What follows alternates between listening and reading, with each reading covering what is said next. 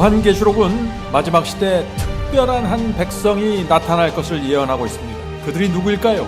그들은 요한계시록 12장 17절에 나오는 이 백성입니다. 용이 여자에게 분노하여 돌아가서 그 여자의 남은 자손 곧 하나님의 계명을 지키며 예수 증거를 가진 자들로 더불어 싸우려고 바다 모래 위에 섰다.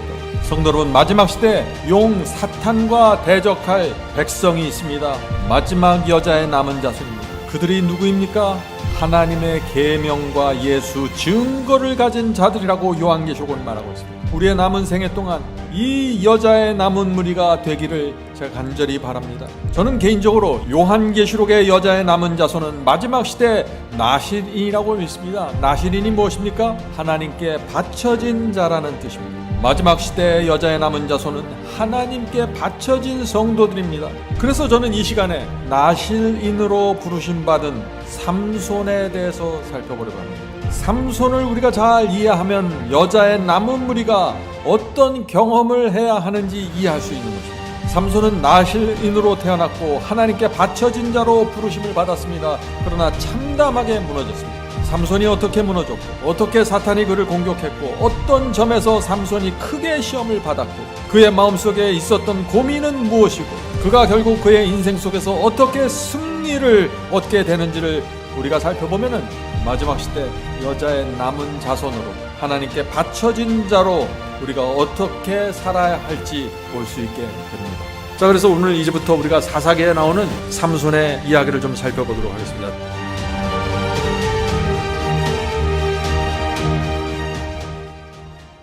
사사기 13장 1절부터 5절의 말씀을 읽겠습니다. 이스라엘 자손이 다시 여호와의 목전에 악을 행하였으므로 여호와께서 그들을 40년 동안 블레셋 사람의 손에 붙이시니라.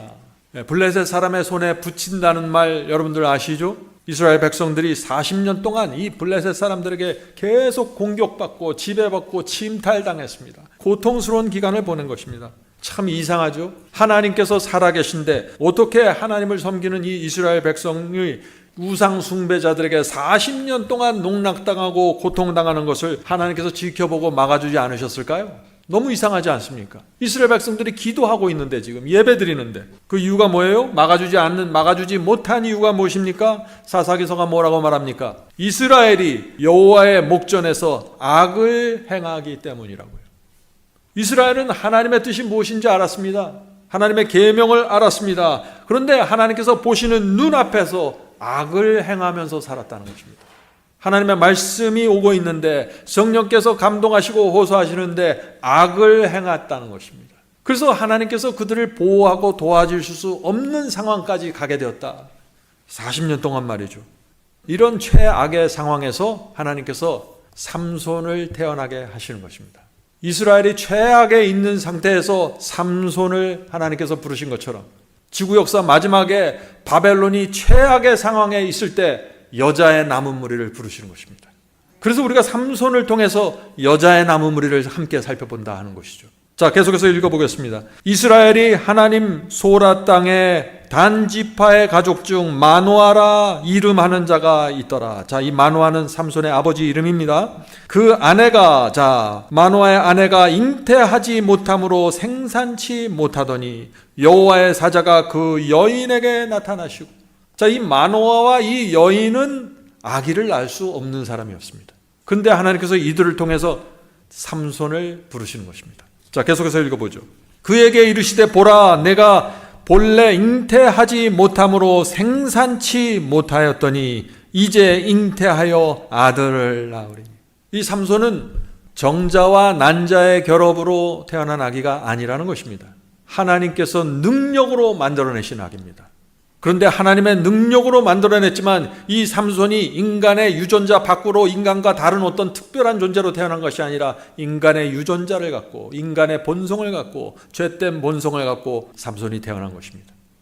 자, 계속해서 읽어보죠. 그러므로 너는 삼과 포도주와 독주를 마시지 말지며, 하나님께서 이 삼손에게 살아가야 될 라이프 스타일과 삼손이 가지고 있어야 될 원칙을 주십니다. 너는 삼과 포도주와 독주를 마시지 말지며 무릇 부정한 것을 먹지 말지니라. 보라, 내가 잉태하여 아들을 낳으리니 그 머리에 삭 삭도를 대지 말라. 자, 머리카락을 자르지 말라는 것이죠. 삭도를 대지 말라. 이 아이는 태에서 나옴으로부터 하나님께 바치운 나실인이 됨이라. 나실인이 뭐라 그랬죠? 여기 나오죠? 하나님께 바쳐진 자입니다. 삼손은 하나님께 바쳐진 자로 살아야 했던 것입니다.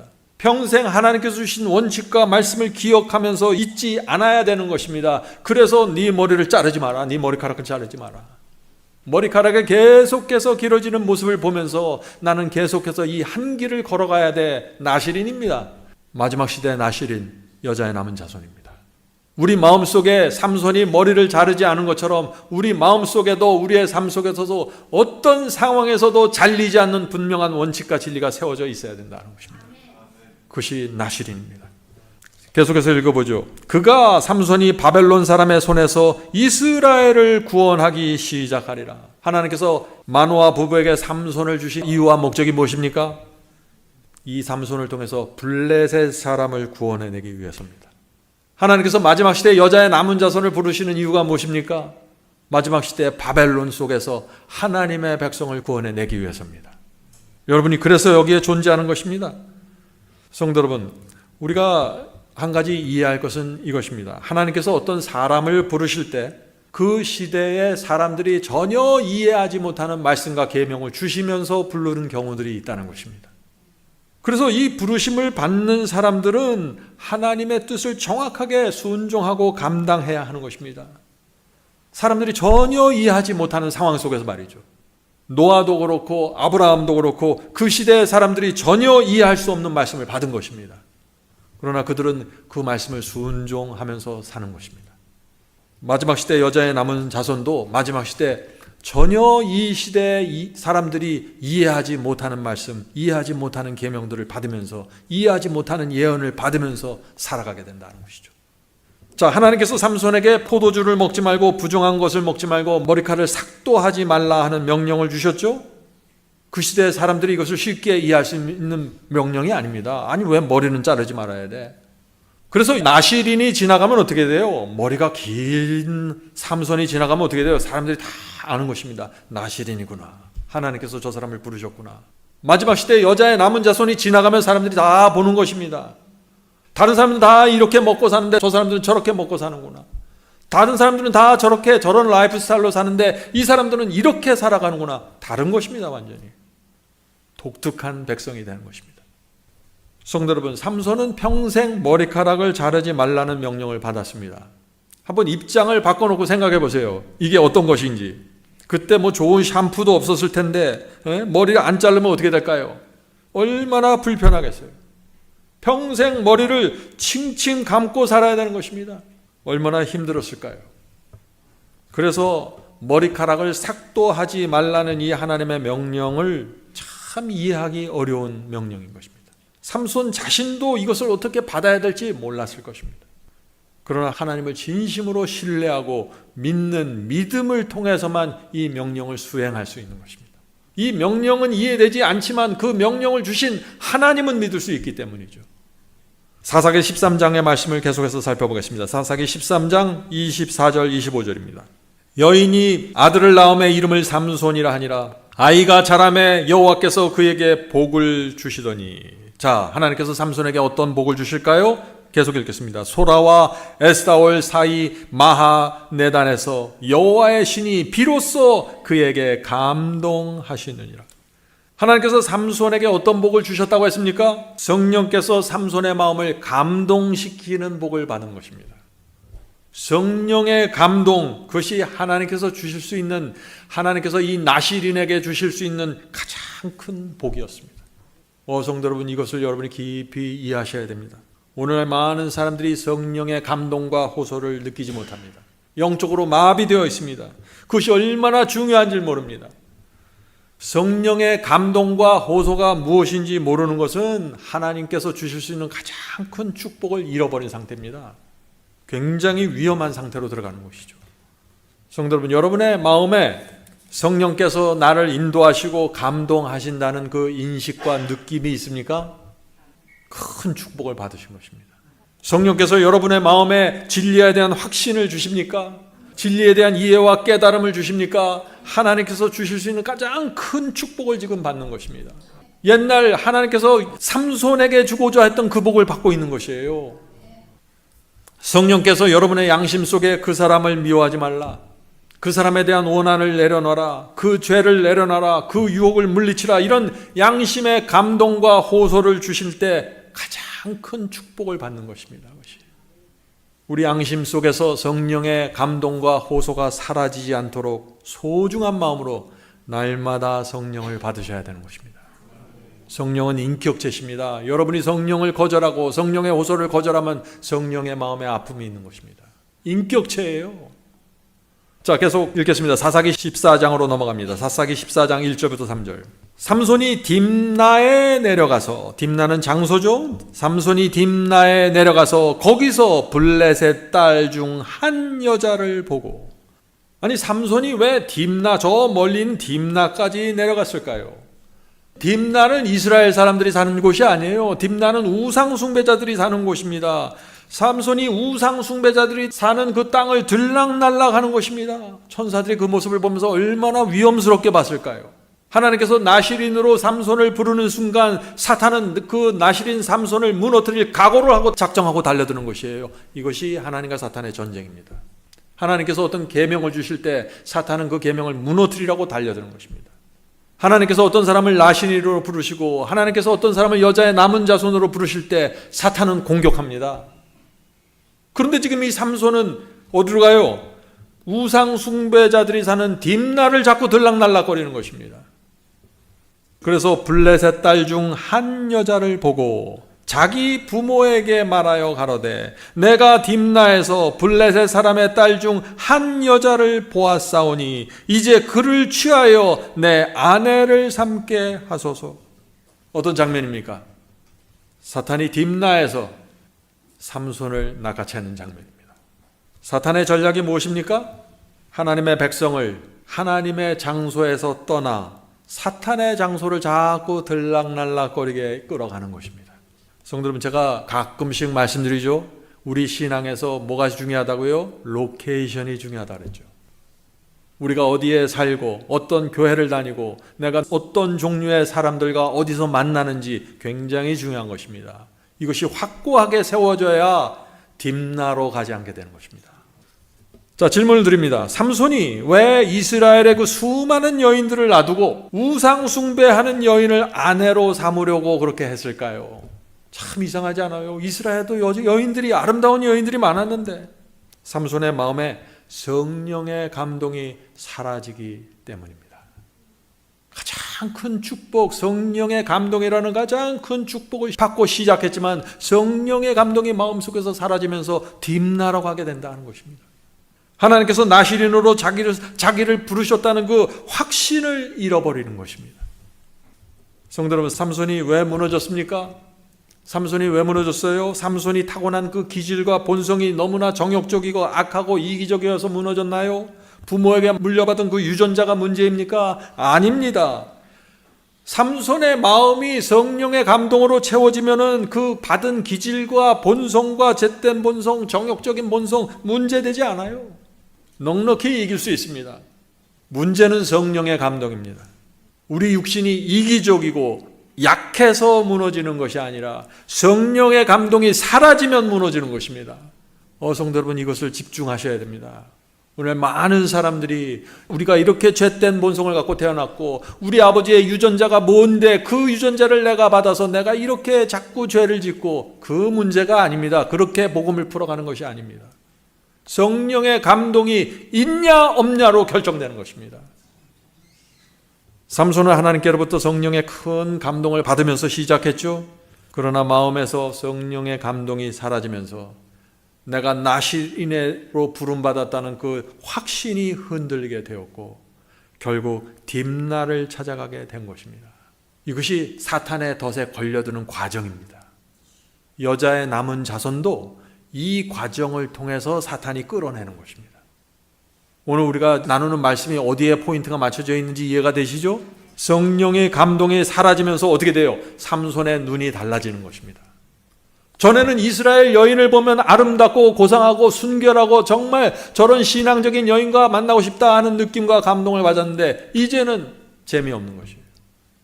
삼손의 눈에 이스라엘 여인들이 재미없게 보였습니다. 매력적이지 않게 됐어요.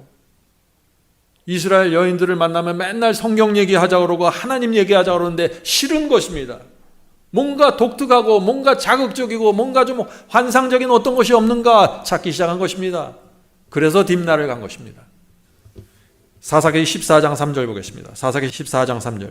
부모가 삼손에게 이르다. 자사 삼손이 와갖고 정말 이 나시린으로 하나님의 능력으로 태어난 이 아이인데 여호와의 사자가 와서 아들을 주겠다고 하나님의 능력으로서 이 지금 삼손을 받았는데 나시린이 삼손이 엉뚱하게 딥나에 가서 우상 숭배자 여인과 만나서 결혼하겠다더니 이 부모의 마음이 어떻겠어요? 부모가 이렇게 대답하는 것입니다. 부모가 삼손에게 이르되 내 형제들의 딸 중에나 내 백성 중에 어찌 여자가 없어서 네가 할례 받지 않은 블레셋 사람에게 가서 아내를 취하려 하느냐. 삼손이 아버지에게 이르되, 자, 삼손이 이렇게 대답합니다. 내가 그 여자를 좋아하오니 나를 위하여 그를 데려오소서 하니. 삼손이 뭘 말해요? 나는 아버지의 뜻에 관심이 없습니다. 나는 하나님의 뜻에 관심이 없습니다. 내가 관심이 있는 것은 내 감정이고 내 욕망이고 내 느낌입니다. 그것이 중요하다는 것입니다. 진리가 무엇인 것은 중요하지 않습니다. 내가 지금 저 여인을 어떻게 바라보면서 느끼는 내 감정과 내 태도와 내 욕망이 중요한 것입니다. 이 대답을 하는 것이에요. 자, 이제 중요한 질문을 드립니다. 성령의 감동이 사라지고 진리에 대한 확신이 흔들리게 되면 어떤 일이 생깁니까? 삼손을 보세요. 삼손에게 어떤 일이 생깁니까? 하나님의 뜻보다 내 감정, 내 느낌, 내 욕망이 중요하게 느껴지기 시작하는 것입니다. 성령의 감동이 사라지면 삼손처럼 느끼게 되고 삼손처럼 생각하게 되는 것입니다. 성도 여러분, 제가 오늘 말씀을 시작하면서 처음부터 말씀드렸죠. 삼손이 어떻게 무너지는지, 삼손이 어떻게 사탄의 덫에 걸려드는지 이것을 보아야 된다는 것입니다. 성도 여러분, 여러분이 느끼는 사랑, 여러분이 느끼는 미움, 여러분이 느끼는 원한, 여러분이 느끼는 식욕, 여러분이 느끼는 입맛, 어떤 것도 하나님의 뜻보다 높아질 수 없습니다. 여러분이 느끼는 어떤 욕망과 어떤 느낌과 감정이 하나님의 진리보다 위에 올라가고 더 중요하게 느껴진다는 것은 뭐예요? 여러분의 마음속에 성령의 감동이 사라졌다는 얘기예요. 그렇게 판단하시는 게 맞는 것입니다. 우리의 느낌과 감정은 아무것도 아닙니다. 오늘 맛있게 느꼈던 반찬이 일주일 지나가면 싫어요. 그게 우리의 느낌과 감정이에요. 그런 것을 의지하면 안 되는 것입니다. 안개처럼 사라지는 것입니다. 그런 것들은. 그런 것들에 끌려다니면 어떻게 돼요? 삼손의 길을 걸어간다 하는 것입니다. 성도 여러분, 그러므로 모든 것은 하나님의 뜻 아래로 들어와야 되는 것입니다. 모든 것은 말씀 아래로 굴복되어야 하는 것입니다. 이것이 마지막 시대의 나스린이고 마지막 여자의 남은 자손의 신앙입니다. 이것이 분명해야 돼요. 많은 사람들이 삼손하면 삼손의 문제는 정욕이야, 여자를 너무 좋아했어. 제 생각에는 아니에요. 제 생각에는 좀 더 근원적인 문제가 있습니다. 여기에. 그건 뭐냐면은 이기심이에요. 지금 이 상황이 어때요? 이스라엘 백성 전체가 40년 동안, 이스라엘 백성이 뭐예요? 내 친구들이고 내 이웃들이고 내 교우들이에요. 내 친척들입니다. 40년 동안 블레셋의 공격을 받고 깊은 고통과 좌절 속에서 울부짖고 있었어요. 이런 상황에서 하나님께서 삼손을 불러내는 것입니다. 지금 이들을 구하라고 네가. 하나님께서 사탄의 공격을 보면서 절박한 마음으로 지금 삼손을 불러내는 것입니다. 그를 성령으로 인도하면서. 그런데 삼손은 어때요? 다른 데 관심 없습니다. 내가 느끼고 내가 생각하고 내 감정이 중요합니다. 내 욕망이 중요합니다. 이게 뭐예요? 이기주의예요. 이것이 성경이 말하는 이기심입니다. 삼손은 자기밖에 몰랐어요. 내 욕망, 내 감정을 만족시키기 위해서는 하나님의 절박함도 외면했고 이스라엘 백성의 고통도 외면해버리는 것입니다. 얼마나 지독한 이기주의입니까?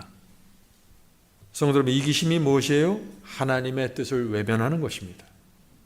이기심이 무엇입니까? 하나님의 성도들의 어려움을 외면하는 것입니다. 이기심이 무엇입니까? 하나님의 교회의 필요를 외면하는 것입니다. 왜 외면합니까? 내 느낌, 내 감정, 내 안일함 때문에 외면하는 것입니다. 이기주의입니다. 죄입니다. 성도 여러분, 나실인이 어떻게 무너지는지 잘 보셔야 됩니다. 여자의 남은 자손이 바로 이 문제를 갖고 넘어지기 시작한다는 것입니다. 이 이기심 때문에 말이죠. 깊이 박혀있는 이기심, 영혼을 멸망시키는 것입니다. 삼손은 정말 철저하게 자기밖에 몰랐던 것 같아요. 그런데 참 놀라운 것은 그래도 성령께서는 이 삼손을 포기하지 않고 계속해서 감동시킨다는 것입니다. 그 마음을 흔들어 잡아 끌려고 애를 쓴다는 것이에요. 성령께서. 그것이 삼손의 이야기입니다. 사사기 14장 5절부터 9절 보겠습니다. 삼손이 그 부모와 함께 딥나에 내려가서 자식을 이길 부모가 없습니다. 결국 딥나까지 갑니다. 이 부모도. 삼손이 그 부모와 함께 딥나에 내려가서 딥나의 포도원에 이른즉 어린 사자가 그를 맞아 소리 지르는지라. 삼손이 여호와의 신에게, 여호와의 신이 뭐예요? 성령을 말한 것이죠. 여호와의 신에게 크게 감동되어 손에 아무것도 없어도 그 사자를 염소 새끼를 찢은같이 찢었으나. 나 같으면 삼손 도와주지 않겠어요. 내가 하나님이면. 이렇게 이기적이고 자기밖에 모르고 자기 욕망밖에 모르는 이 삼손을 도와주고 싶지 않을 것 같아요. 그런데 성령께서는, 하나님께서는 이 자기밖에 모르는 이 삼손을, 이 나실인을 끝까지 감동시키면서 그에게 능력을 주시고 힘을 주시는 것입니다. 삼손은 하나님께서 주신 그 힘과 능력을 갖고 이 사자를 찢어버리는 것입니다. 이건 인간의 능력에서 나올 수 있는 힘이 아니죠. 자, 계속해서 읽겠습니다. 그는 그 행한 일을 부모에게도 고하지 아니하고. 참 이상한 장면이 또 나옵니다. 삼손은 성령께서 크게 감동해서 놀라운 힘으로 사자를 찢어 죽였는데 그 엄청난 성령의 역사를 부모에게 숨겼어요? 말하지 않았어요? 왜 말하지 않았을까요? 자, 계속해서 보죠. 그가 내려가서, 삼손이 내려가서 그 여자와 말하며 그를 기뻐하였더라. 삼손의 관심은 여자밖에 없어요. 지금 이기심입니다. 성령께서 나를 어떻게 도와주셨고 성령께서 나에게 어떤 능력을 주셔서 내가 이렇게 승리했는데 그것은 관심이 없고 그것은 부모에게도 말하지 않아요. 극도의 이기주의라고 하는 것입니다. 그래서 이것이 오늘 많은 사람들이 이런 모습으로 살아갑니다.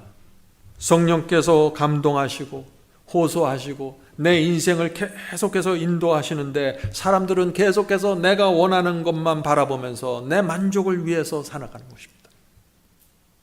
그것이 삼손이 무너진 이유입니다. 자, 사사기 15장 8절부터 9절을 또 읽겠습니다. 얼마 후에 삼손이 그 여자를 취하려고 다시 가더니 돌이켜 그 사자의 죽음을 본즉. 자, 삼손의 이야기를 보면 계속 그 여자가 나옵니다. 결국 삼손의 문제는 한 가지 죄와 한 가지 유혹을 물리치지 못해서 평생 끌려다니는 것입니다. 오늘 많은 사람들이 여러 가지 수많은 죄에 끌려다니는 것이 아니에요. 한 가지 죄가 그의 인생을 끝까지 물고 들어가서 무너뜨려 버리는 것입니다.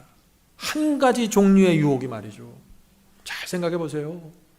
그것이 여자의 남은 자손으로 부르심을 받은 여러분들에게 그것이 무엇인지 말이죠. 자, 계속해서 읽어보겠습니다. 그 여자를 취하려고 다시 가더니 돌이켜 그 사자의 죽음을 본즉 사자의 몸에, 자, 죽은 사자의 몸에 벌떼와 꿀이 있는지라. 자, 사자가 시체로 돼서 누워 있는데 거기 벌이 꼬이면서 거기 꿀이 생기고 그 모습이죠. 꿀이 있는지라. 삼손이 손으로 그 꿀을 취하여 행하여 먹고 그 부모에게 이르러 그들에게 그것을 들여서 먹게 하였으나 그 꿀을 사자의 몸에서 취하였다고는 고하지 아니하였더라. 또 여기 숨기는 장면이 나오죠. 앞에서는 사자를 찢어 죽이는 성령의 능력을 받은 것을 숨겼고 부모에게, 여기서는 또 죽은 사자의 몸에 그 벌떼가 와서 꿀이, 그 맛있는 꿀이 있는 것을, 그 꿀을 걷어다가 부모에게 주면서 또 그 사실은 또 말하지 않는 것이에요. 자, 질문을 드리죠. 성령께서 역사에서 사자를 맨손으로 때려잡았습니다. 삼손은 부모님에게 말하지 않았습니다. 그런데 죽은 사자의 몸에 붙은 꿀벌의 꿀을 먹고 꿀을 부모에게 가져다 주었지만 삼손은 성령께서 이루신 놀라운 역사는 말하지 않았습니다. 왜 말하지 않았을까요? 삼손은 왜 계속해서 숨길까요, 이것을? 성령께서 그렇게 놀라운 역사를 했다 그러면 부모님이 어떻게 할까요? 그거 봐, 넌 나실인인데 하나님께서 너를 포기하지 않았어. 넌 하나님의 뜻을 이뤄야 돼. 계속해서 또 그런 말을 할까 봐 피하는 것입니다. 삼손은 블레셋 여인을 계속해서 만나기 원했습니다. 그래서 부모에게 성령의 역사를 숨기는 것입니다. 자, 이것이 무슨 장면입니까? 지금 삼손에게 한쪽에서는 계속 성령의 역사가 일어나는데 다른 쪽에서는 삼손이 계속해서 자기 만족을 위해서 자기가 원하는 것만을 따라가는 것입니다. 여자의 남은 자손에게 이 시험이 온다는 것입니다. 한쪽에서는 성령께서 계속해서 역사하시고 말씀과 성령으로 나를 인도하십니다. 내 마음이 때때로 감동이 됩니다. 어떤 때 눈물이 흘려요. 그런데 다른 한쪽에서는 사탄이 끊임없이 내 욕망과 내 느낌과 내 감정을 걸고 나를 끌어간다는 것입니다. 그래서 성령의 역사와 내 욕심이 계속해서 충돌하는 이 인생이 펼쳐질 수 있다. 조심해야 된다. 여기서 확고하지 않으면 삼손처럼 되는 것이에요. 자, 질문 드립니다. 삼손은 구원 받았을까요? 하는 질문입니다. 어떻게 생각하세요? 삼손 구원 받았습니까? 히브리서 11장 32절과 33절 보겠습니다. 히브리서 11장은 믿음장이죠. 믿음의 노독들이 쭉 나옵니다. 히브리서 11장 32절과 33절. 내가 무슨 말을 더하리요? 기드온, 바락, 삼손. 자, 삼손이 여기 나옵니다. 믿음의 조상으로 딱 나오죠. 삼손, 입다와 다윗과 사무엘과 및 선지자들의 일을 말하려면 내게 시간이 부족하리로다. 저희가 믿음으로 나라들을 이기기도 하고 의를 행하기도 하고 약속을 받기도 하며 사자들의 입을 막기도 하며. 삼손을 말하는 것이죠. 놀라운 사실은 이 히브리서는요, 삼손을 믿음의 노독 중에 한 명으로 제시하고 있다는 것이죠. 자, 여기서 또 우리가 질문을 드리죠. 질문은 이것입니다. 히브리서는 왜 삼손을 믿음의 노독, 믿음의 조상으로 말하고 있을까요? 하는 질문입니다. 삼손의 생애를 보면은 정말 모본으로 바라볼 만한 게 거의 없어요. 삼손의 인생의 마지막에 나타난 그 완전한 헌신과 굴복 때문입니다. 거기서 삼손의 인생이 역전되는 것입니다. 우리가 잘 알죠? 삼손이 사탄에게, 여자에게 끌려다니다가 그 인생 마지막에 하나님께 마지막 헌신을 드립니다. 자기 자신의 모든 것을 바치면서 말이죠. 블레셋 신전, 그 다곤 신전의 기둥을 붙잡고 삼손이, 그 눈이 뽑혀서 아무것도 없고 쇠고랑 찬 그 삼손이 그 기둥을 붙잡고 흔들어서 모든 것을 바쳐서 흔들어서 그 신전을 무너뜨리고 자기도 그 속에서 죽는 것입니다. 그래서 하나님께서 마지막 시대에 나실인으로 부른 이 하나님의 목적이 그때 성취되는 것입니다. 수많은 블레셋 백성들이 다곤의 신전에서 돌에 깔려서 죽어버렸습니다. 그 덕분에 이스라엘이 구원받는 것입니다. 거기서. 성도 여러분, 사람마다 다 다른 인생을 삽니다. 어떤 사람은 하나님께 처음에 충성스러운 삶을 살다가 인생의 후반전에 무너져 버려요. 그래서 구원을 잃어버린 사람들이 나옵니다. 그런데 또 기드온 같은 경우가 참 이상한 생애를 산 거예요. 기드온은 성령의 큰 감동하심을 받고 300명의 군사로 놀라운 승리를 거두죠. 많은 사람들이 그것만 알아요. 그러나 그의 인생의 후반전으로 가면 기드온의 인생 후반전에 어떤 일이 생깁니까? 그가 우상 속에 들어가서 큰 배도에 참여하면서 무너지는 장면이 또 나옵니다. 한 번 구원받으면 영원한 구원, 거짓입니다. 구원이라는 것은 개런티가 없습니다. 하나님의 능력에 의지하고 성령의 감동에 내가 따라가느냐, 여기서 이루어지는 것입니다. 어떤 사람은 그런데 삼손처럼 부패하고 정욕적으로 살다가 마지막에 하나님께 모든 것을 바치면서 또 구원받습니다. 그렇죠? 사람마다 다 달라요. 어떤 사람이 원합니까?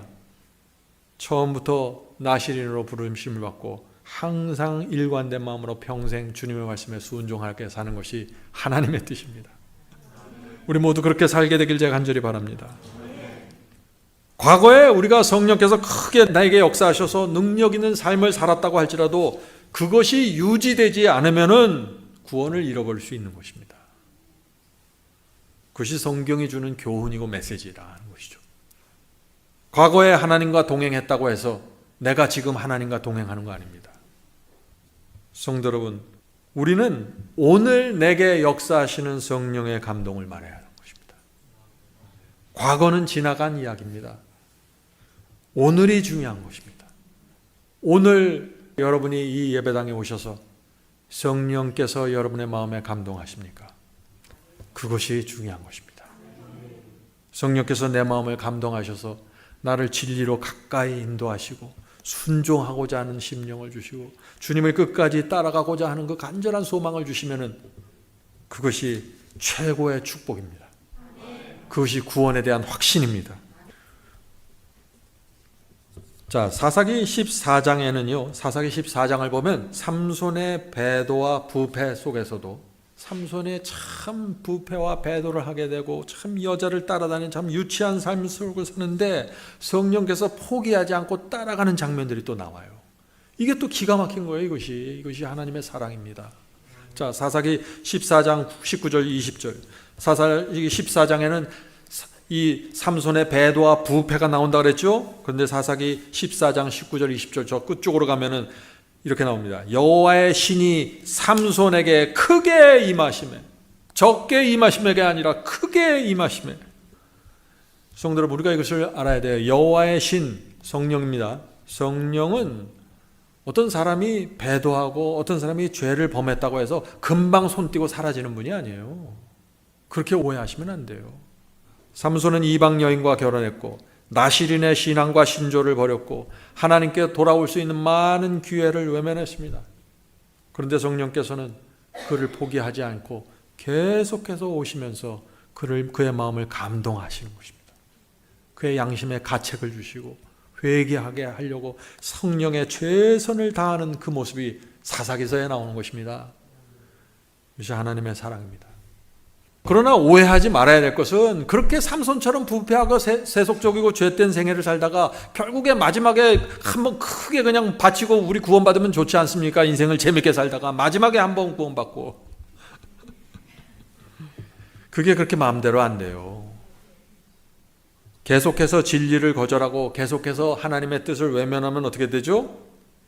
계속해서 양심이 강팍해지는 것입니다. 마음이 콘크리트처럼 단단해지는 것입니다.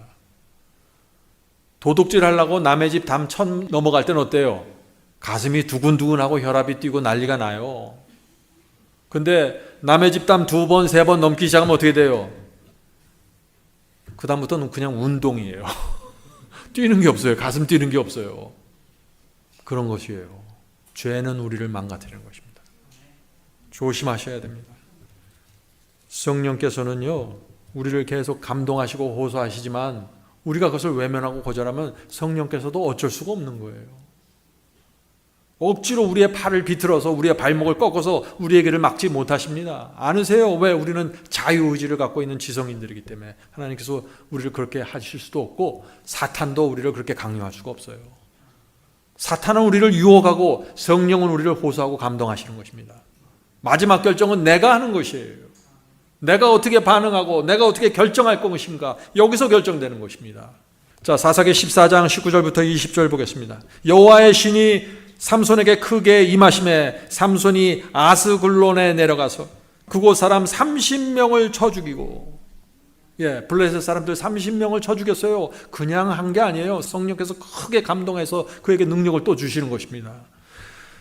쳐 죽이고 노력하여 수수께끼 푼 자들에게 옷을 주고 심히 노하여 아비 집으로 올라갔고 삼손의 아내는 삼손의 친구 되었던 그 동무에게 준바되었더라. 무슨 얘기예요? 삼손의 아내가 삼손의 친구와 정을 통하고 바람을 피웠다는 것이에요. 삼손은 그 우상 숭배자 아내를 결혼했지만은, 그를 좋아해서 결혼했지만 그 아내는 배신하는 것입니다. 삼손은 정말 참담한 삶을 살았어요. 우상 숭배자의 아내를 만나서 계속해서 끌려다니고 기만당했습니다. 그런 와중에서도 어떻게 해요? 성령께서 계속해서 삼손의 마음을 감동하시고 힘을 주시면서 이끌어 가신다는 것입니다. 어느 날 갑자기 삼손에게 힘이 없어지게 성령께서 딱 능력을 끊어버리면 어떻게 돼요? 삼손이 좌절해 버리잖아요. 아예 그냥 반대로 튀어버리는 것입니다. 그러니까 이 삼손을 붙잡으려고 성령께서 감동하시고 힘도 주시면서 처음에 나실인으로 불렀을 때 그 약속을 지키시는 거예요, 이 성령께서. 그러면서 그 마음을 잡으려고 하는 것입니다. 성도 여러분, 여러분의 마음을 잡기 위해서 성령께서 얼마나 오랫동안 노력한지 아십니까? 수십 년 동안 애써 오셨습니다.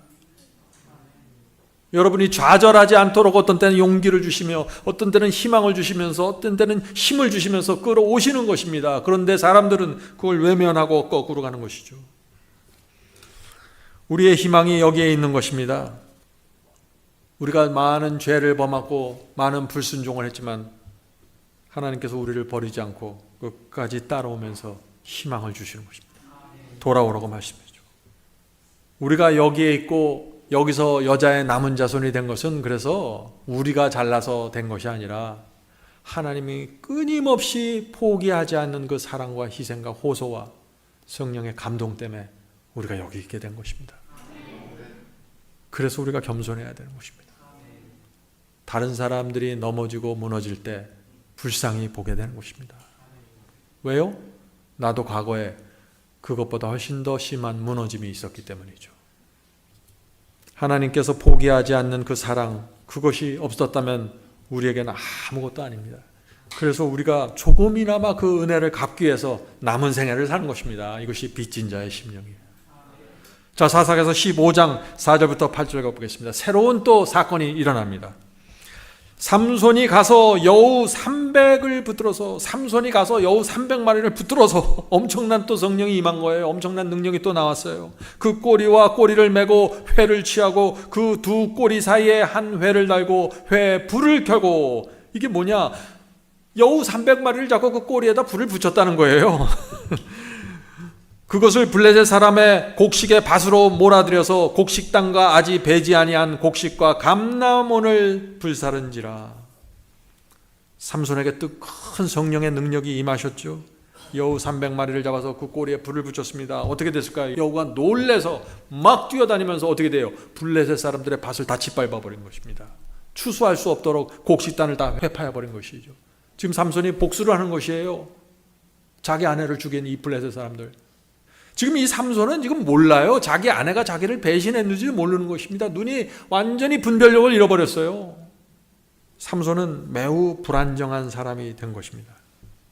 진리를 받으셨으면요, 진리를 받고 그대로 한 길을 걸어가야 되는데, 여기서 자꾸 여자가 나타나면 또 이리로 휘청거리고, 또 뭐가 나타나면 저쪽으로 가버리고, 계속 내 욕망과 내 뜬김과 내 계획을 따라다니기 시작하면요, 사람은 불안정해집니다. 진리를 많이 아는 것 같은데 확고함은 없어요. 성령께서 감동하시는 것 같은데 전혀 다른 또 모습이 나타납니다. 일관된 모습이 나타나질 않아요. 우리 인생 속에 성령과 말씀을 딱 한 길을 꾸준히 가지 않으면 그렇게 되는 거예요, 사람이. 그래서 성품이 변화되지 않는 것이에요. 성품의 변화가 무엇입니까? 일관된 모습으로 산다는 것이에요. 자, 계속해서 읽어보죠. 블레셋 사람이 가로되 누가 이를 행하였느냐? 혹이 대답하여 딥나 사람의 사위 삼손이 이렇게 여우 꼬리에 불을 붙여서 이렇게 다 우리의 밭을 망가뜨렸다. 지금 이 얘기를 하는 것이죠. 사위 삼손이니 장인이 삼손의 아내를 취하여 그 동무되었던 자에게 준 연곤이라. 삼손의 아내가 장인의 손에 넘어갔고 그 아내가 또 친구 손에 넘어가고 엉망이 돼버린 거예요. 그런데 이 삼손은 또 그 아내의 복수를 하겠다고 또 불 지르면서 이 여우 300마리를 이용해서 또 밭에 불을 지르고, 참 이상하죠. 전혀 이해할 수 없는 일들이 펼쳐지는 것입니다. 삼손을 바라보면 그래서 이래요. 어떤 때는 성령의 능력이 크게 함께하는 것 같은데 또 어떤 때 보면 완전히 블레셋 사람보다 더 악해요. 나실인이 이렇게 될 수 있다는 것입니다. 여자의 남은 자손도 하나님의 말씀과 성령의 감동으로 쭉 한 길을 걸어가지 않고 계속해서 왔다 갔다 하면서 휘저으면 어떻게 돼요? 너무나 이상한 사람이 되는 거예요. 계속해서 읽어보죠. 삼손이 그들에게 이르되 너희가 이같이 행하였는즉 내가 너희에게 원수를 갚은 후에 말리라 하고 블레셋 사람을 크게 도륙하고 내려가서 에담 바위 틈에 거하니라. 이 삼손의 아내가 참 진짜 여우예요. 블레셋 사람들과 한패가 돼서 이 아내가 삼손을 속였고 삼손의 능력을 무너뜨리려고 애를 썼고 삼손을 완전히 바보로 만들어 버렸습니다. 삼손은 그것도 모르고 분별력을 잃어버렸어요. 아내는 자신을 배신했는데 삼손은 아내의 원수를 갚으려고 지금 블레셋 사람들을 수없이 죽이는 것입니다. 그러니 어떻게 했어요? 마음이 허전하고 실성한 사람처럼 되는 거예요. 그 다 원수를 갖고 나니까 마음이 공허해서 바위 틈 속에 들어가서 또 사는 거예요. 은둔자로. 삼손의 정신 상태가 어떤지 보이십니까? 조심하세요. 여자의 남은 자손입니다. 하나님께서 주신 진리를 그대로 붙잡고 가지 않고 외면하고 성령의 감동을 외면하고 아주 불안정한 사람으로 살게 됩니다. 내 주변 사람들이 전혀 이해할 수 없는 모습으로 살아가게 돼요. 어떤 때는 눈물을 흘리고 진리를 붙잡고 가는 것 같은데 또 다른 장면이 나타나면 여기는 블레셋 사람보다 바벨론보다 못한 모습이 또 나타나는 것이에요. 이것이 삼손이 우리에게 주는 교훈입니다. 질문 드리죠. 삼손에게 후회와 양심의 가책이 없었을까요? 어떻게 생각하세요?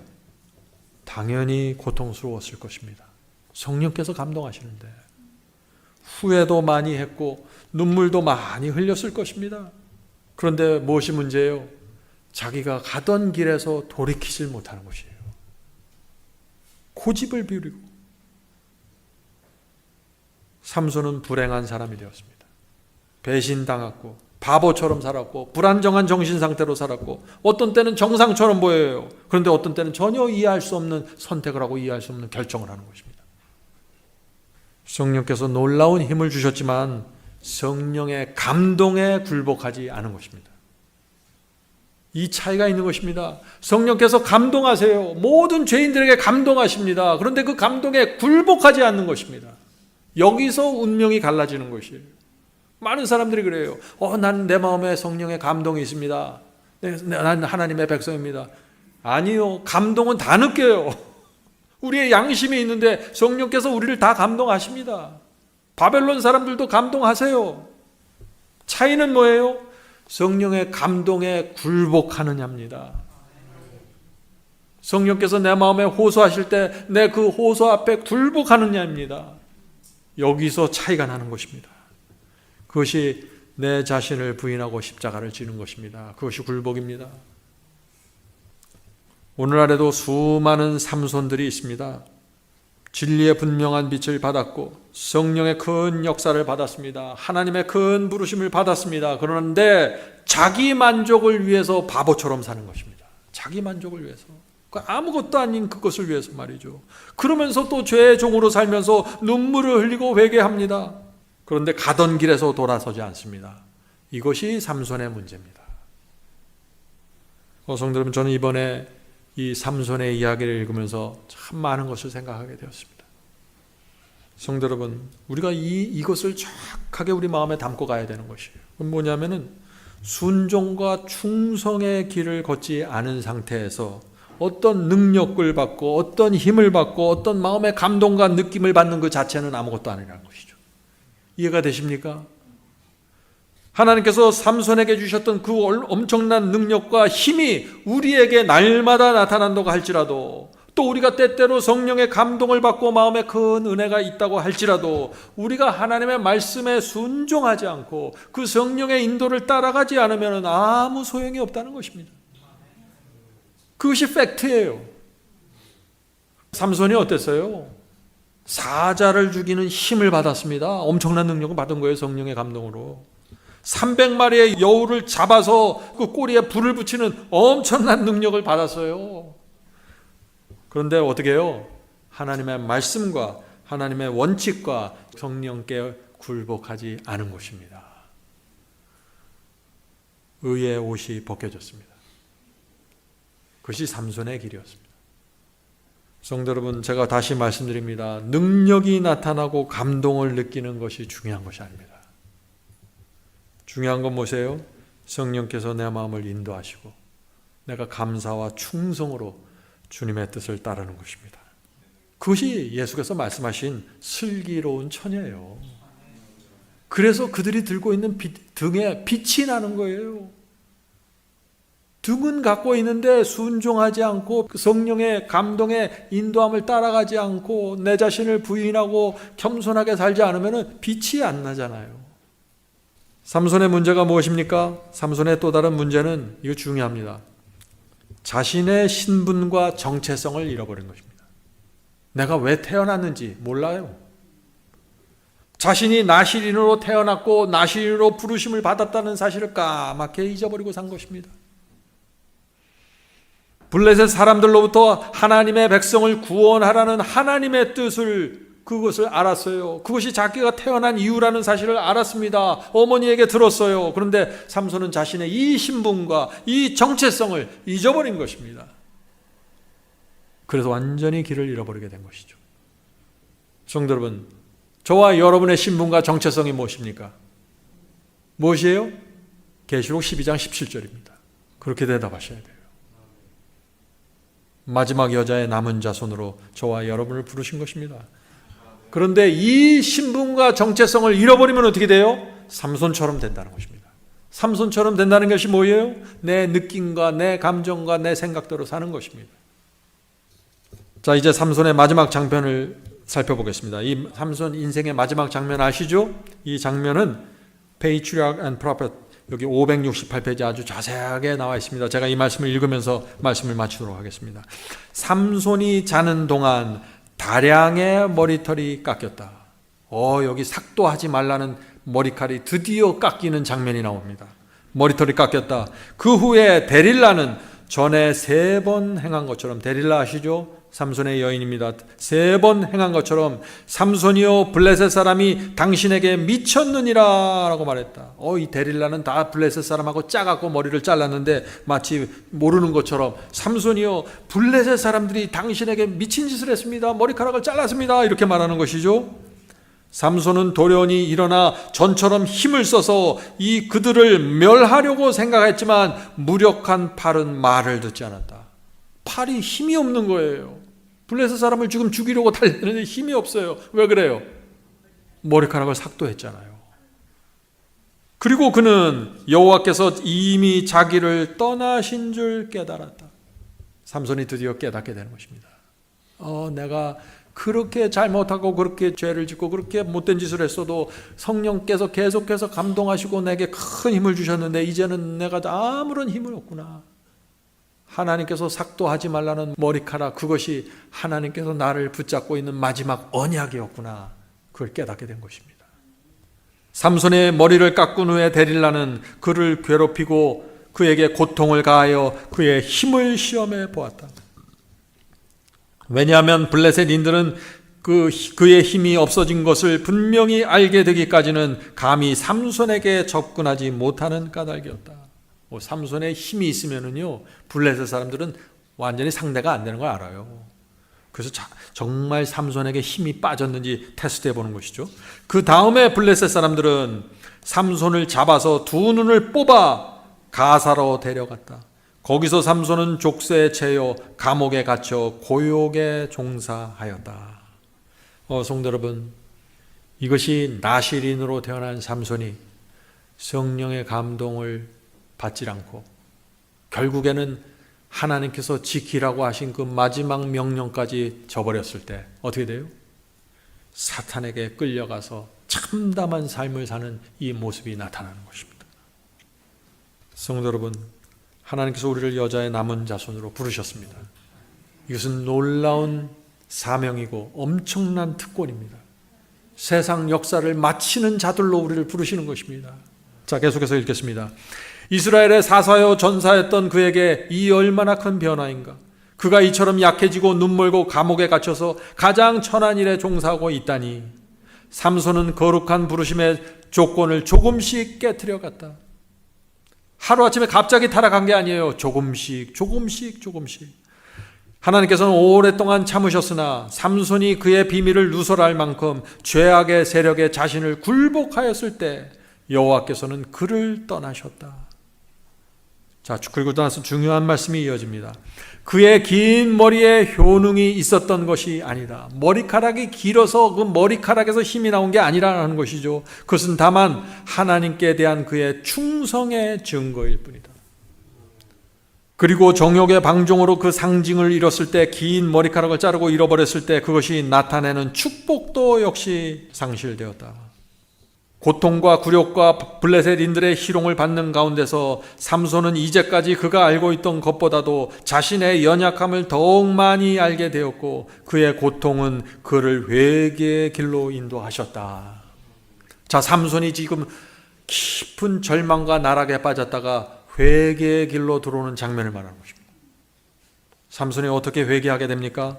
가장 바닥에 떨어져서 내가 얼마나 연약한지 깨닫게 되었을 때입니다. 삼손은 하나님께서 성령의 능력으로 힘을 주셨는데 이것이 늘 자기에게 있다 보니까 어떻게 됐어요? 이것이 마치 내 힘인 줄 착각했어요. 크게 오해한 것입니다. 그런데 가장 깊은 절망과 고통 속에 떨어지면서 회개하게 되었다고요.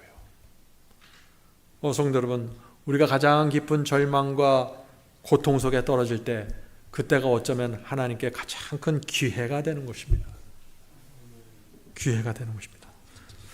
계속해서 읽어보죠. 머리가 자람에 따라, 자, 머리카락이 길게 자람에 따라 그의 힘은 서서히 되돌아왔으나. 자, 머리카락이 자라고 시간이 지나면서 어떻게 돼요? 머리카락이 길어져 갖고 마음이 돌아왔다는 게 아니에요. 머리카락이 길어나면서 시간이 지나가면서 어떻게 돼요? 그의 마음과 신앙이 회복되었다는 것입니다. 그가 족쇄에 차인 가망 없는 죄인이라고 생각한 그의 원수들은, 블레셋 원수들은 아무 염려를 하지 않았다. 블레셋인들은 승리를 자기 신들에게 돌리고 미친 듯이 기뻐하면서 이스라엘의 하나님께 도전하였다. 바다의 보호자란 어신, 물고기신 다곤을 위하여 잔칫날이 정해졌다. 온 블레셋 평원의 성읍과 촌락에서 백성들과 방백들이 모여들었다. 큰 무리들이 광대한 신전을 메우고 그 지붕 위에 있는 회랑에도 운집하였다. 지금 이 블레셋 사람들이 이 다곤 신전에 지금 다 모여든 것입니다. 다 모여들었어요. 그것은 환락과 축제의 장면이었다. 그 후에 다곤의 힘을 과시하는, 그들이 섬기는 다곤 신의 힘을 과시하는 최고의 전리품으로서 삼손을 끌어내왔다. 지금 블레셋 사람들은 뭘 얘기하는 것이에요? 우리의 다곤 신이 이스라엘이 섬기는 하나님보다 강하다는 것을 보여주는 거예요. 왜? 이스라엘 사람들에게 최고의 용사 삼손이 지금 다곤 신전 앞에서 무릎 꿇고 있잖아요. 성도 여러분, 여러분이 무너졌을 때 하나님께서 욕을 받는 것입니다. 우리가 다곤 신전에 무너졌을 때 하나님의 명예가 떨어지는 것입니다. 하나님이 다곤신 밑으로 들어가 버리는 것이에요. 삼손은 지금 그걸 보여주는 것입니다. 삼손이 지금 온 그 눈이 뽑히고 쇠거랑을 질질 차면서 지금 다곤 신전 중앙으로 끌려 나오는 것입니다. 삼손이 나타나자 그들은 환호성을 질렀다. 백성들과 방백들은 그의 비참함을 보고 조롱하고 그들의 신을 숭배하였다. 얼마 후에 삼손은 마치 피로 한 것처럼 그 신전 지붕을 버티고 있는 중앙에 있는 두 기둥에 기대게 해달라고 요청했다. 삼손이 지금 주변 사람들에게 나를 이 다곤 신전에서 가장 큰 두 개의 기둥 아래로 나를 인도해달라고 부탁하는 것입니다. 사람들은 삼손이 아무런 힘이 없다는 걸 알기 때문에 그 부탁을 불쌍하게 여기고 들어주는 것이죠. 그 후에 삼손은 이렇게 기도합니다. 주 여호와여, 구하옵나니 나를 생각하옵소서. 하나님이여, 구하옵나니 이번만 나로 강하게 하사 원수를 단번에 갖게 하소서라고 조용히 기도를 드렸다. 이것이 하나님께 드리는 삼손의 마지막 기도였고 헌신이었습니다. 이와 같은 기도를 드리고 삼손은 강한 팔로 두 기둥을 껴안고 블레셋 사람과 함께 죽기를 원하노라 부르짖으면서 몸을 굽히니 지붕이 무너져 와르르 하는 소리와 함께 그 많은 군중을 모두 멸하였다. 사사기는 삼손이 죽을 때 죽인 자가 살아있을 때 죽인 자보다 훨씬 많았더라고 기록하였다. 성도 여러분, 저는 이 삼손 이야기를 읽으면서 많은 것을 생각하게 되었습니다. 저도 제 과거의 생애를 되돌아보면 정말 부족함이 많습니다. 그런데 이제 제 인생의 마지막에 들어가면서, 후반전에 들어가면서 이제 제 마지막 헌신과 희생을 드려야 될 때가 되었다고 생각하는 것입니다. 여러분도 오늘 삼손이 들은 그 마지막 헌신으로 들어가게 되길 제가 바랍니다. 우리가 무슨 잘한 게 무엇이 있습니까? 우리의 과거를 되돌아볼 때 정말 삼손보다도 못한 일들이 있었습니다. 많은 죄가 있었습니다. 이제 우리는 우리의 인생을 정리하면서 삼손이 들은 그 마지막 희생과 헌신을 하나님께 바칩시다. 바벨론의 신전의 두 기둥을 껴안고 무너뜨리는 역사에, 그 전도의 역사에 여러분이 참여하게 되길 바랍니다. 나시리는 여자의 남은 자손은 나 혼자 구원받고 끝나는 사람들이 아니에요. 바벨론의 신전을 무너뜨리라고 부르심을 받는 사람들입니다. 인생은 길지 않습니다. 예수께서 오실 때가 정말 가까이 왔습니다. 이 세상의 징조들을 보세요. 세상 돌아가는 것을 보십시오. 예수께서 오실 때가 되었습니다. 이제 우리가 마지막 헌신을 드려야 된다 하는 것이죠. 과거에 저와 여러분이 만약 삼손처럼 살았다면 이제 다곤 신전의 두 기둥을 껴안고 하나님을 위해 죽기로 결정해야 될 것입니다. 내 자아를 죽고 내 이기심을 죽이고 나만 생각하는 내 그 못된 생각을 다 죽여야 하는 것입니다. 하나님께 드리고 주여 이제 이 마지막 헌신을 드립니다. 받아주시옵소서. 이런 성도들은 삼손의 인생처럼 역전될 것입니다. 여러분이 어떻게 살아왔든지 간에 하나님께서 놀라운 축복과 영광으로 여러분을 인도하신다는 것입니다. 이것이 삼손 이야기입니다. 삼손 이야기. 자, 계속해서 삼손 이야기 마지막 읽어보겠습니다.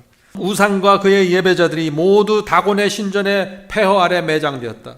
그 중에는 하나님께서 당신의 백성의 구원자가 되도록 선택하셨던 거인 삼손의 시체도 있었다. 삼손을 통하여 하나님께서 블레셋 사람의 손에서 이스라엘을 구원하기 시작하시리라는 하나님의 약속이 성취되었으나 하나님께 찬양이 되고 민족의 영광이 되었을 삼손의 생애의 기록은 얼마나 어둡고 무서운가. 하나님의 뜻은 이루어졌어요. 하나님께서는 뜻을 정하시면 반드시 이루시는 분입니다. 그런데 그 와중에 삼손의 생애는 참담했다는 것입니다. 그렇게 살 필요가 없다는 것이죠. 만일 삼손이 거룩한 부르심에 충실했더라면 그가 명예를 얻고 높임을 받는 가운데서 하나님의 목적이 성취되었을 것이다. 그러나 그는 유혹에 굴복하고 그의 임무에 불충실하였기 때문에 그의 사명은 패배와 속박과 죽음 속에서 성취되었다. 우리가 삼손의 생애에서 무엇을 배워야 할지 여러분들 아시겠죠? 하나님께서는 우리를 높은 명예로 인도하길 원하십니다. 자, 계속해서 읽어보죠. 삼손은 육체적으로는 이 세상에서 가장 강한 사람이었으나 자제와 성실과, 자제가 뭐예요? 셀프 컨트롤입니다. 화가 날 때 컨트롤하는 것, 미움이 올라올 때 컨트롤하는 것, 분노할 때 컨트롤하는 것, 자제입니다. 그것이 셀프 컨트롤이에요. 자제와 성실과 확고부동함에 있어서는 가장 약한 자 중에 한 사람이었다. 오늘 많은 사람들이 화를 잘 내고 분노를 잘 내고 그러면 그거 강한 사람이라고 생각하죠? 아니에요. 성경이 말하는 강한 자는 그게 아니에요. 성경이 말하는 강한 자는 자기를 컨트롤할 수 있는 사람입니다. 자기의 생각과 느낌과 자기의 계획을, 욕망을 하나님의 뜻 아래 굴복시키는 것, 이것이 자제입니다. 확고부동함에 있어서는 가장 약한 자 중에 한 사람이었다. 강한 정욕의 소유자를 강한 인물로 오해하는 자들이 많으나 사실은 정욕의 지배를 받는 자는 약한 사람이다. 인간의 참 위대함은 그가 감정을 지배한 의지의 힘으로 측정되는 것이지 그를 지배하는 감정의 힘으로 측정되는 것이 아니다. 제가 젊었을 때 누구를 이기기 원하고 아내를 이기기 원하면 감정을 폭발했어요. 감정으로 이겨야 되니까 내가 소리를 지르면 이기잖아요. 이 세상 사람들의 생각이에요. 하나님의 승리는 어디서 나와요? 겸손하게 밑으로 들어가는 것입니다. 성령께 굴복하는 것입니다. 내 이기심과 내 교만과 내 욕심을 내려놔 버리는 것이에요. 그것이 승리입니다. 삼손의 생애는 어렸을 때부터 체력과 지력과 도덕적 순결을 위한 좋은 조건에 놓여 있었다. 그러나 악한 동무들의 가마로 인하여 삼손은 인간의 유일한 안전한 방벽이 되시는 하나님을 의지하는 일을 버리고 악의 조수에 휩쓸려 버렸다. 진리의 길을 따르는 자들이 시련을 당하고 하나님께서 그들을 보호하실 것이나 만일 사람들이 고의로 의도적으로 자신을 유혹의 세력 하에 두면 그들은 조만간에 넘어질 것이다. 성도 여러분, 뭐라 그래요? 진리를 정확하게 알고 있습니다. 그런데 자기 스스로 알면서 의도적으로 자기가 유혹의 길을 자꾸 가는 것입니다. 문턱을 넘어가는 것입니다. 그 여자 집에 들어가면 안 되는데 자꾸 그 여인의 집에 문턱을 넘어가는 것입니다. 알면서 의도적으로 성령의 감동을 외면하면서 말이죠. 그래서 삼손이 무너졌다고요. 성령을 알면서 성령의 호소를 거절하면은요, 완전한 무방비 상태가 되어버리는 것이에요. 이걸 알아야 돼요. 계속해서 읽겠습니다. 하나님께서 특별한 사업을 위하여 당신의 도구로 사용하시려고 하는 자들을 사탄은 전력을 다하여 타락시키려고 한다. 성도 여러분, 여러분이 여자의 남은 자손이 되기로 결정하셨습니까? 하나님께서 여러분을 당신의 도구로 사용하시려고 부르신 것입니다. 하나님께서 어떤 사람을 하나님께서 부르시는 것을 보면은 사탄이 공격한다는 것입니다. 전력을 다하여 그 사람을 타락시키려고 하는 것입니다. 하나님께서 아담과 하와를 창조하시고 그를 인도하실 때 사탄이 와서 타락시키려고 하는 것입니다. 하나님과 사탄의 전쟁을 잘 이해하세요. 여러분은 지금 하나님의 부르심을 받고 있는 마지막 여자의 남은 자손, 마지막 시대의 나실인이라는 걸 잊으시면 안 됩니다. 사탄은 우리의 약점을 이용하여 우리를 공격하고 품성의 결점을 통해서 우리의 심신을 지배하려고 하고 있으며, 우리가 이 결점들을 계속 품고 있으면 그가 성공하리라는 것을 알고 있다. 자, 사탄이 공격이 어떻게 이루어집니까? 우리의 약점이 무엇인지 알기 때문에 약점을 건드린다는 것입니다. 어떤 사람은 돈에는 강해요. 돈에는 흔들리지 않아요. 근데 명예, 이기심, 자존심은 아주 약해요. 딱 그걸 건드려요. 돈 갖고 장난치지 않는다는 것이죠. 우리의 약점, 성품의 약점을 공격합니다. 우리는 내 약점이 무엇인지 알죠? 다른 사람은 몰라도 나는 아는 것입니다. 내 성품의 결점이 무엇인지 내가 잘 아는 것입니다. 어떻게 해야 될까요? 그러니까 그 약점과 성품의 결함을 고쳐야 하는 것입니다. 어떻게 고쳐요? 날마다 말씀과 성령의 역사로 들어가는 것입니다. 우리가 왜 아침 예배를 드립니까? 아침마다 그 말씀을 받으면서 내 성품의 약점과 결점을 고침받기를, 낫기를 원하는 것입니다. 성령의 기름을 바르는 것입니다. 이기적인 사람, 내가 이기적이다라고 생각하는 사람은 그 이기심을 버려야 하고, 내가 게으르다 하는 사람은 그 게으르심을 극복해야 되는 것입니다. 나에게 어떤 죄의 습관이 있다라고 성령께서 가르쳐 주시면 버려야 하는 것입니다. 끊어야 되는 것입니다. 그렇지 않으면 사탄이 계속해서 내게 와서 똑같은 약점을 공격하고 똑같은 성품의 결점을 계속해서 치고 들어오는 것입니다. 그래서 사람들이 똑같은 죄를 반복하기 때문에 좌절하는 것이에요. 오늘은 A라는 죄를 짓고 내일은 D라는 전혀 다른 종류의 죄를 지면 사람은 절망하지 않아요. 희망을 가질 수 있습니다. 그런데 오늘도 A라는 죄를 짓고 다음 주에도 A고 그 다음 주도 A면 사람은 절망하게 되는 것입니다.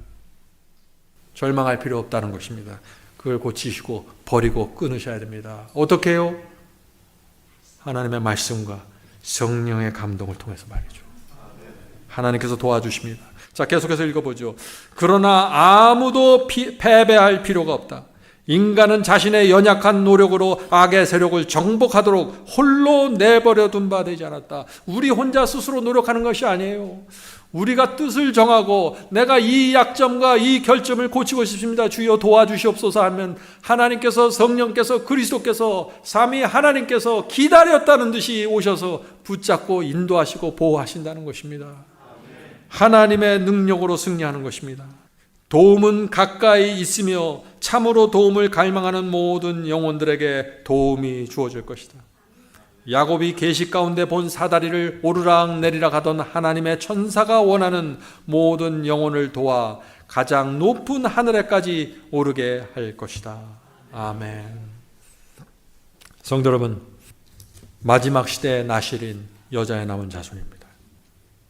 우리가 우리의 인생을 하나님께 맡겨야 됩니다. 이제 내 고집과 내 편견과 내 생각, 내 사고방식 이런 거 다 내려놓고 주여 내가 내 자신을 하나님께 드리기 원합니다.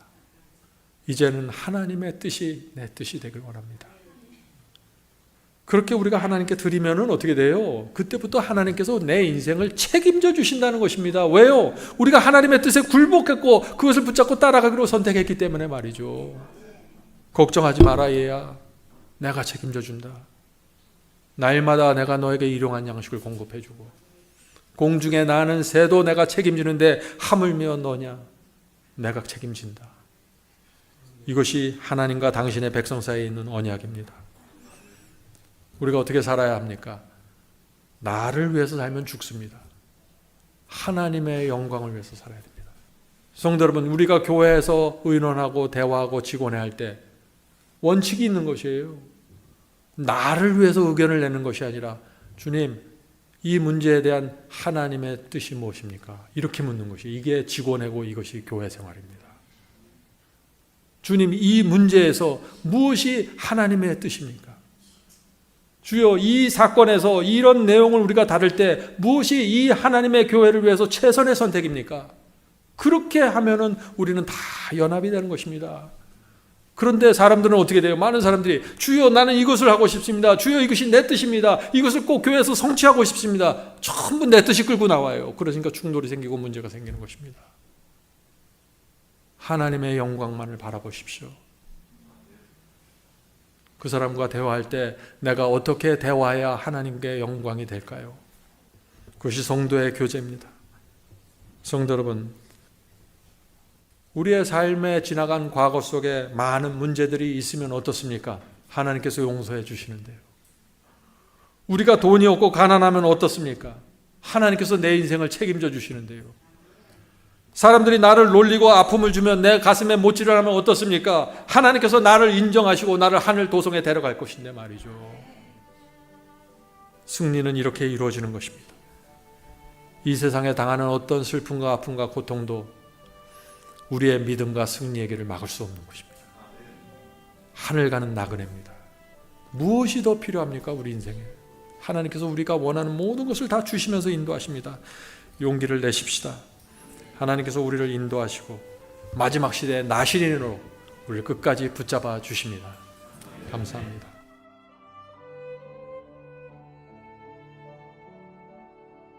하늘에 계신 저희들의 아버지, 이 채석장에서 굴러다니다가 사라질 저희 돌들을 불러주셔서 감사합니다.